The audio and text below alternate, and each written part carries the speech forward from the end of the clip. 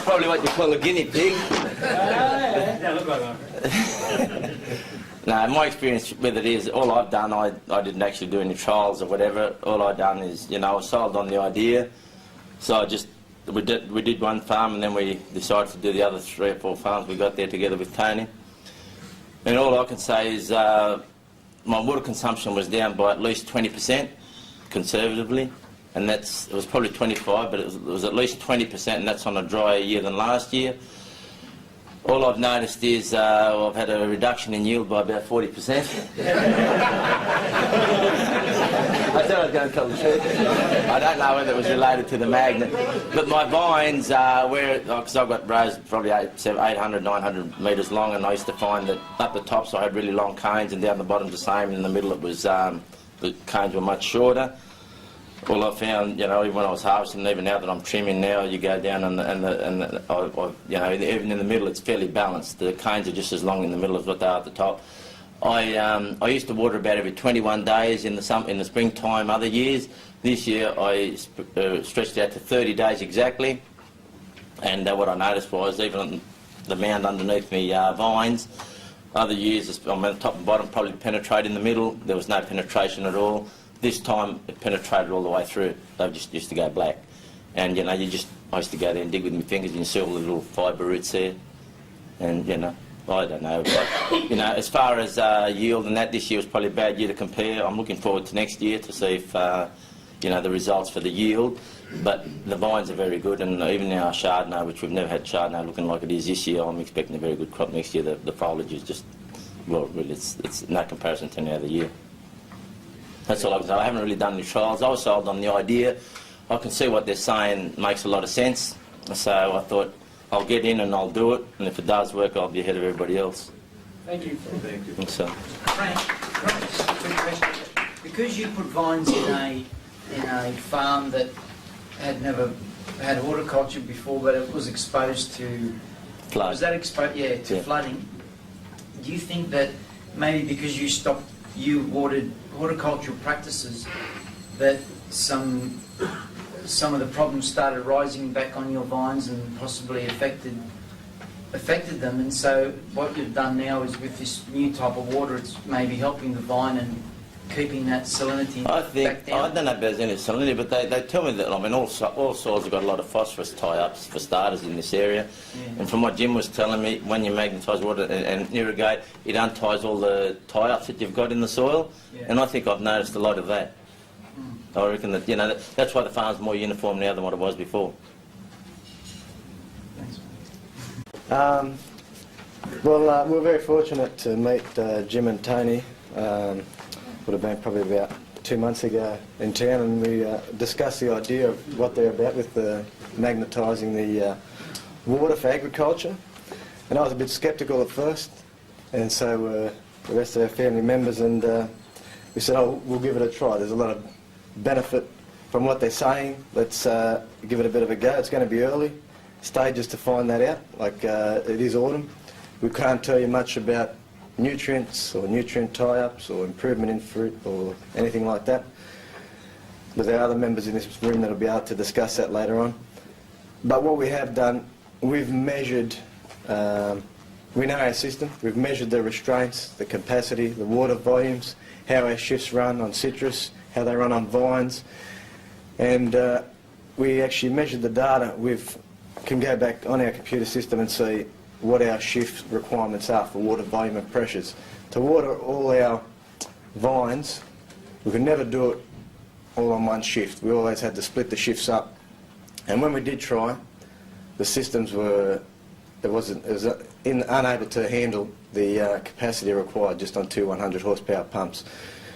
When we did try it, you could only get up to about 420 kPa pressure to supply all of those valves.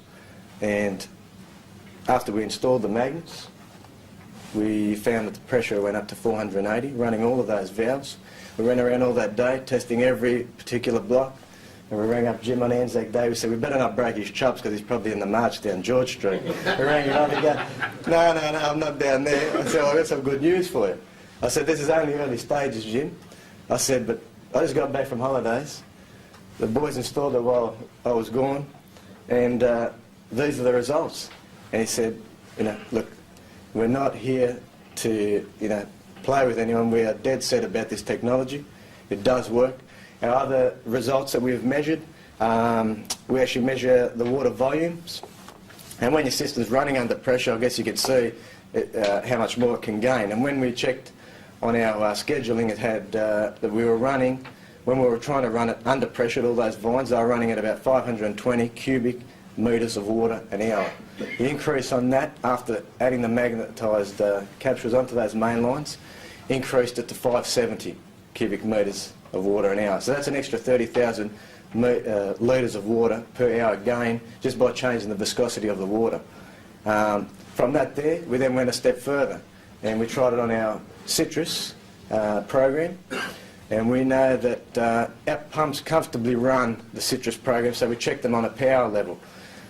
On the graphs it showed how much the draw was for running all those citrus blocks. The current, it was running at about 50 hertz of power, the strain from the main transformer.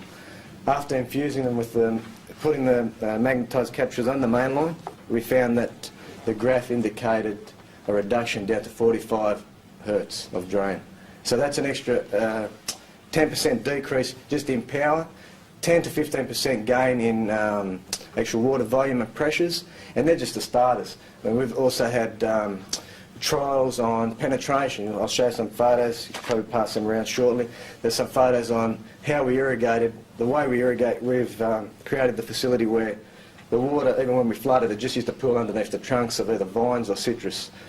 And where, when we used to do a 8-hour full-on shift with non-magnetised water, you'd find that the water would always pool. It'd have the inability to penetrate through the ground. With the way that water works through this magnetised technology, it increases penetration. So we said, let's try it again with 8 hours of water after they installed the units. And you'll see the photos. Even after a bit of rain, we looked and it appeared that we didn't even irrigate. That's how good it was. The penetration, the water disappeared.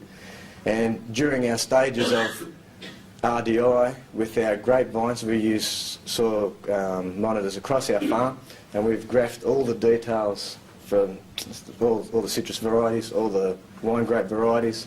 With our Shiraz during RDI, come about the end of October, we find that once we deplete the soil profile capacity, we find that we struggle up until the winter to refill all that profile down to 3 feet in some areas of the farm, in their worst places. After installing the magnet capsules on those main lines, we found, and even noticing how the water didn't pool anymore, we found that we went back to our graphs, and those graphs had gone through the roof. So we dug and we found an even further situation later on, that even the limestone, you can actually grab the limestone, you can actually break it. Now, you never were able to do that before. And in certain areas, there's been a control area, we've photographed that. We've got certain test areas in the worst parts of the farms, and we can find that those results are mind-blowing. But to tell you more about the science, I think I was leaving that more to Jim. And we can't stress it enough how so far the early stages are that positive. So I think come later on, when we experience a full 12 months of the growing season, hopefully we will see what everyone else has experienced, to have used it with the nutrients unlocking, more plant vigour, more water uptake, more aeration of the soil. All those positive benefits should be quite easy to see and document. So. Yeah, then we transferred onto my block at the lake. We were always on drip system, and then we put the system in on my place, and it's the fruit right now. Even the Valencias, they're a lot different in colour to what Tony's block is, or another block we've got at Tarbogan. Our neighbours right now, the colours are a lot better. We're picking them first, where the last few years we've been picking them normally second or third time we pick them, instead of this year we're picking them first. We have noticed a drop in the water, the amount of water we use. We have cut back from, I think it was 18, 19 hours per shift down to a 12-hour shift, and that's about it. Thank you very much.